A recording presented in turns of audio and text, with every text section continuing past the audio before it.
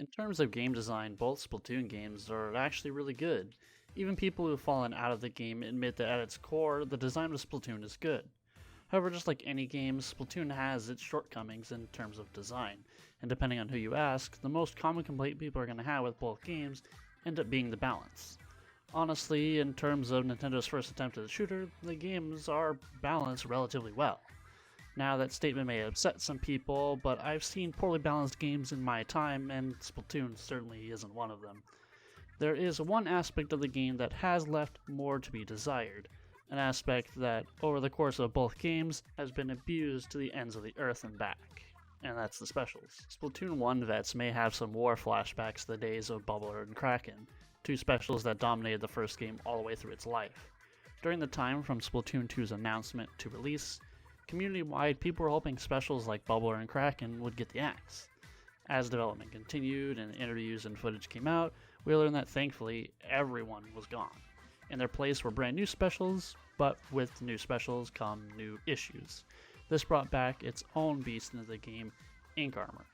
While not nearly as powerful as Bubbler or Kraken, Ink Armor and its design still presented problems. But you may be asking, how exactly do these contribute to the game's missteps in design? And that's what I'm going to be talking about here today. Let's first start with a bit of refresher for those who didn't play the first game, or maybe have just blocked it from their memory. Bubbler and Kraken were both specials in the original game that granted immortality to the player, with Bubbler allowing the user to still use the rest of their kit, and even share the Bubbler with teammates that are nearby them. While Kraken would not let you use any of your weapons, but in exchange the Kraken itself could one-shot enemies with its attack. At launch, there wasn't much you could do to either of them. They both were later nerfed over the course of the game, allowing players to shoot them to push them away. Now, the topic of both these specials being OP has been done to death, so why talk about it? It's because I want to talk about the idea behind them and how the idea could be fixed for Splatoon 3. In an interview, Nogami said that specials like Bubbler and Kraken were made for new players that feared their inability to win fights against other players would drag them down. So Bubbler and Kraken were designed as a sort of assist button. A new player would go in, miss a bunch of shots, then use Bubbler so they can get away. However, we all know that isn't how it ended up working. Instead, it would go on to become one of the most abused specials in the entirety of the first game. And this is shown in the very first weapon you get in the game. It has Bubbler. The special intended to allow new players that margin of error. This same principle carried over into Ink Armor, a special intended to allow a margin of error, but just like Bubbler, we all know how Ink Armor went. The big problem with this design is that these specials affect time to kill.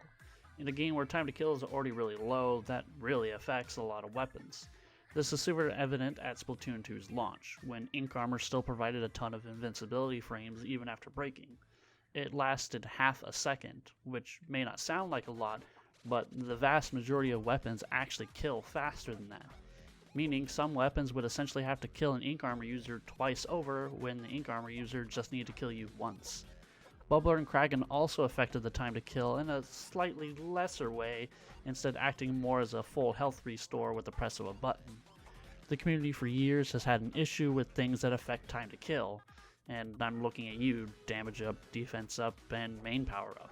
This idea of giving new players a failsafe has resulted in a game of who can abuse a special more. Now, don't get me wrong, there isn't anything wrong with this idea. A lot of games have things like this to make sure that new players have something in case they find themselves in a match where they are just outmatched. Most games call them comeback mechanics, though most games also don't give them invincibility to do so. The core idea of them is good, especially in a game where the skill in a lobby can be vast. The problem, however, lies in the fact that this remains accessible to all players. Any player can pick a weapon that has Bubbler, Kraken, or Ink Armor. Thankfully though, they later started to correct course and have since nerfed all three of these to fix some of the big issues with all of them. So now with Splatoon 3 coming out, where does this place specials like this in the third game? We already know some of the specials, but we don't exactly know how they work. My personal hope would be that they go away from these sorts of designs for specials. Specials like Killer Whale, Tenna Missiles, and Inkjet are what I consider good design for specials. There is still room for a comeback mechanic or a special that allows for correcting errors. However, where the Splatoon team faltered is allowing the idea to affect the design of the special, but keep it accessible to everybody. So what kind of suggestion would I have to fix this? If they wish to keep this idea of allowing new players to have something to keep themselves in the game, my honest suggestion would be to minimize how many weapons have it. Let's go back to the Junior in the first game. It had Bubbler, which was a good example of a starter weapon. A weapon that does great at the game's core idea. A sub that has a lot of utility, and a special that exists to help you stay alive when you're cornered. Now, what if the Junior was the only Bubbler weapon? Now, that may seem excessive and a little bit weird, but if their plan was for the Bubbler to be something for new players, then the beginner weapon is the best place for it. Now, I'm not saying you'll have to be locked out of it for anybody who puts a lot of time into the game, but what if the Junior was the only weapon in the entire game to have it? Then, let's say if competitive players wanted to have a Bubbler, they'd have only one weapon to choose. They'd have to sacrifice something else in order to have it. This would mean if a team wanted to abuse the special, they'd have to run multiple of one weapon. Playing this way would have massive drawbacks as you lose the ability to do other things in the game just to have this special. You may be down one Slayer, one backline, just to have one good special. This would allow them to design a special that gives these new players a chance without risking the integrity of the entire game. Bubbler and Kraken were so good that for a long time it was basically required that you would run multiple of them. Ink Armor was the same way with Splatoon 2 at launch. Teams ran multiple of them, and Double Armor has continued to keep its place in high tier comps for years. They completely overshadowed the existence of many other specials. I'd personally even be okay with this new special being really good, as long as it was locked to one weapon or maybe just a few weapons. My Junior example was the exact type of weapon I'd see this working for. The Junior pretty much only really excels at just painting. Its time to kill is super slow, its range is pitiful. It's something that could very well benefit from a get out of jail free card. The problem is when 20 weapons also have that same get out of jail free card. Now it goes without saying we don't know what all the specials in Splatoon 3 are and what they're capable of. They could have done with these kinds of specials entirely, but we've only seen a sort of giant bubbler, but what exactly it does, we don't know. At its very core, Splatoon and Splatoon 2 are really well designed games that have done really well to balance and fix problems despite it being a first venture for Nintendo. Bubbler, Kraken, and Ink Armor are small outliers in otherwise well done game series.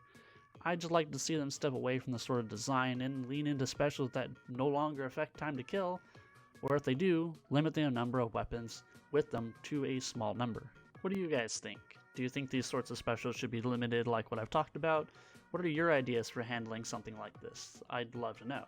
So please leave your thoughts in the comment section below, and I want to thank you all for watching, and I will see you all next time.